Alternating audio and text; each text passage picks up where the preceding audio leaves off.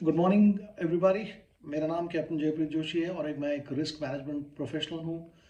हाल ही में एक बहुत दर्दनाक हादसा हुआ। ऐसे हादसे पास्ट में भी हुए हैं, पहले भी हुए हैं बहुत सारे, लेकिन ये क्योंकि हाल ही में है और बहुत ही दर्दनाक एक दुर्घटना हुई जिसके अंदर दो लिव इन पार्टनर्स थे, जो साथ में रहते थे, और उसमें से जो मेल पार्टनर था उसने अपनी फीमेल पार्टनर की हत्या कर दी और उसके बाद उसकी डेड बॉडी को अलग अलग टुकड़े, छोटे छोटे टुकड़े कर कर उसको डिस्पोज किया और उसको छुपाया। ये एक बहुत ही शर्मनाक और बहुत ही दर्दनाक इंसिडेंट है और अपराधी को कड़ी से कड़ी सज़ा मिलनी चाहिए। सज़ा तो मिलेगी या नहीं मिलेगी हम नहीं जानते, law will take its own due course. But एक चीज़ ज़्यादा ज़रूरी ये है कि जो जिस ज़िंदगी का लॉस हुआ है, जो लाइफ गई है, उसको हम कभी भी रिकवर नहीं कर सकते। ह्यूमन लाइफ जो एक लड़की की इसमें गई है, उसको हम चाहे कैसा भी न्याय हो, हम उसको वापस नहीं ला सकते। तो हमें कोशिश ये करनी चाहिए कि किस प्रकार से हम सेफ रह सकें, और यही मेरा आज का जो व्लॉग है वो उसी बारे में है। सबसे पहले एक बात समझना ये ज़रूरी है कि इंडिया में लिव इन अब लीगल है, यानी कि कानून हमारे को इसका प्रावधान देता है कि दो कंसेंटिंग अडल्ट्स साथ में रह सकते हैं, और वो एट पार जैसे शादी होती है उस प्रकार से उसको कंसिडर किया जा सकता है। उसके अंदर मेंटेनेंस, उसके अंदर डोमेस्टिक वायलेंस, ये सारे एक्ट्स जो और लॉज जो हैं वो एप्लीकेबल होते हैं काफ़ी हद तक। दो तीन इसके अंदर चीज़ें हैं जो एप्लीकेबल नहीं होती। पहला कि इसके अंदर बच्चा आप अडॉप्ट नहीं कर सकते हैं लीगल इश्यूज़ की वजह से, बट बायोलॉजिकली अगर कोई बच्चा होता है तो उसको वही सेफ्टी और वही सारे प्रावधान मिलते हैं जो कि एक नॉर्मल मैरिज से हुए बच्चे को मिलते हैं। लीगल एंगल समझने के बाद कुछ एक चीज़ें हैं जो हमें समझनी है। पहली चीज़ ये है कि हमारे देश में लिव इन को अभी भी उतनी एक्सेप्टेंस नहीं है जैसे कि एक सोशली एक्सेप्टेबल सेरेमनी यानी शादी की है। तो सबसे पहले ये जानना ज़रूरी है कि जब भी हम इस तरह के अरेंजमेंट में जाएं, लिव इन में जाएं, तो ये ज़रूरी है कि हमें इसकी खबर ज़रूर अपने नज़दीक वालों को देनी चाहिए। चाहे वो रिश्तेदार हो सकते हैं, आपके अच्छे फ्रेंड्स हो सकते हैं, आपके कलीग्स हो सकते हैं, उनको इस बारे में पता होना चाहिए। पता होना इसलिए ज़रूरी है कि अगर कल को कोई बात होती है, कोई दुर्घटना होती है, कोई हादसा होता है, तो कम से कम कोई ऐसा सोर्स होगा जिसको इसके बारे में पता होगा, और कोई हाइडियस या छुपी हुई रिलेशनशिप नहीं होनी चाहिए। दूसरी चीज़,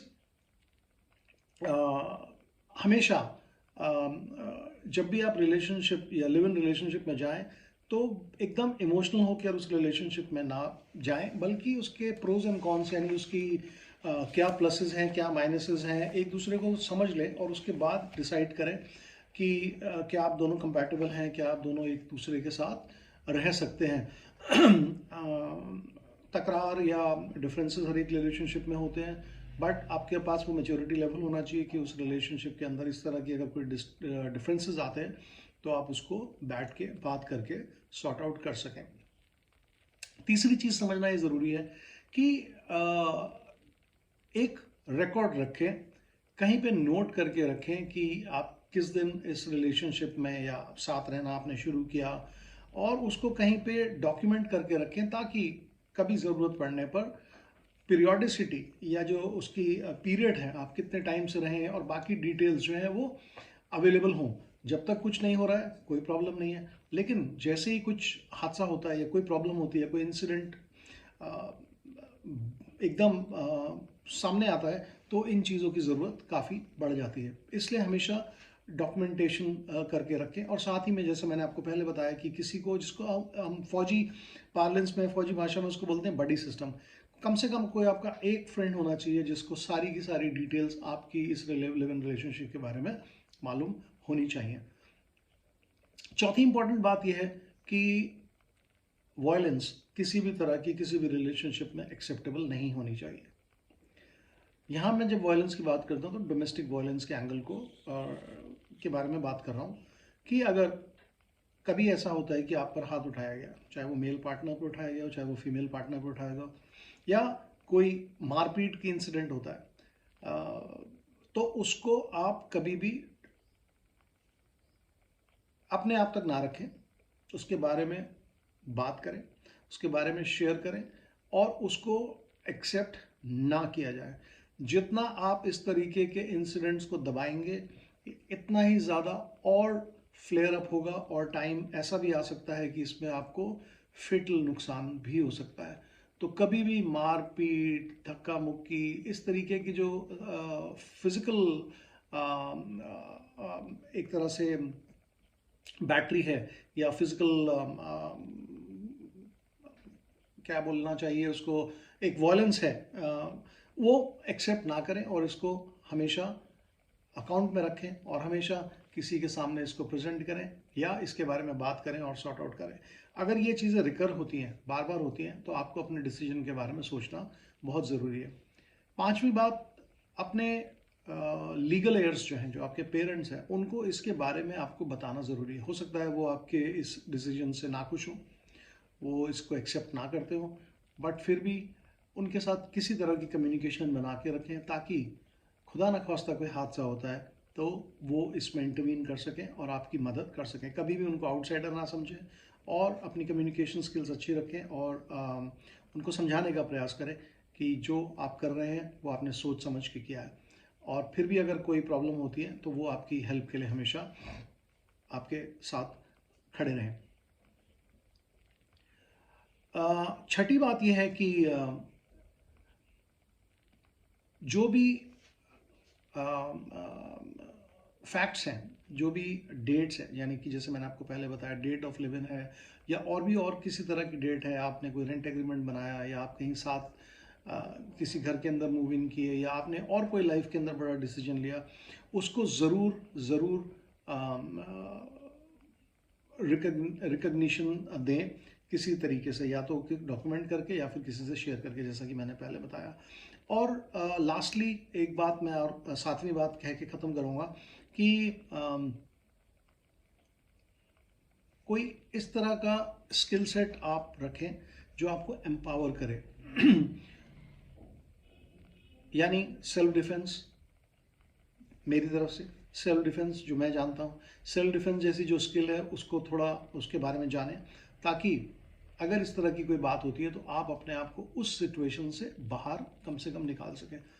देखिए, ये मैं नहीं कह रहा हूँ, ये रिकॉर्ड कहता है, इस पर बहुत रिसर्च हुई है, आप इसको सर्च कर सकते हैं। 75% लोग जो आपको नुकसान पहुंचाते हैं, जो हार्म करते हैं, वो लोग होते हैं जो आपको जानते हैं या आपके नज़दीक होते हैं। क्योंकि जो आपके नज़दीक होते हैं, जो आपको जानते हैं, वो आपको आसानी से एक्सेस कर सकते हैं, आप तक पहुंच सकते हैं। इसलिए परायों से, बेगानों से तो हमें बच के रहना ही है, अपनी सेफ्टी रखनी है।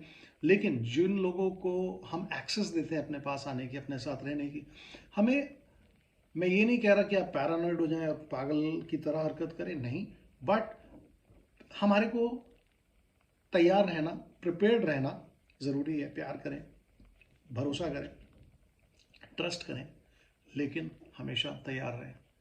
आखिर में मैं अपनी कंडोलेंसेस देना चाहता हूँ दिवंगत आत्मा को और उनके परिवार के सदस्यों को, कि वो इस जो दुख की घड़ी है उससे निकलने में उनकी मदद करें। और साथ ही जुडिशल सिस्टम से मैं रिक्वेस्ट करूँगा, पता नहीं वो इसको, इस पर हीट भी देते हैं कि नहीं, बट जो भी इसको देख रहे हैं, आप ज़्यादा से ज़्यादा अगर आप इसको शेयर करेंगे तो इस तरह के मैसेज और रेलेवेंट होंगे और लोगों को समझ में आएगा कि जो भी अपराधी है उसको जल्द और कड़ी सज़ा मिलनी चाहिए, ताकि और किसी की ऐसा काम करने की हिम्मत ना हो।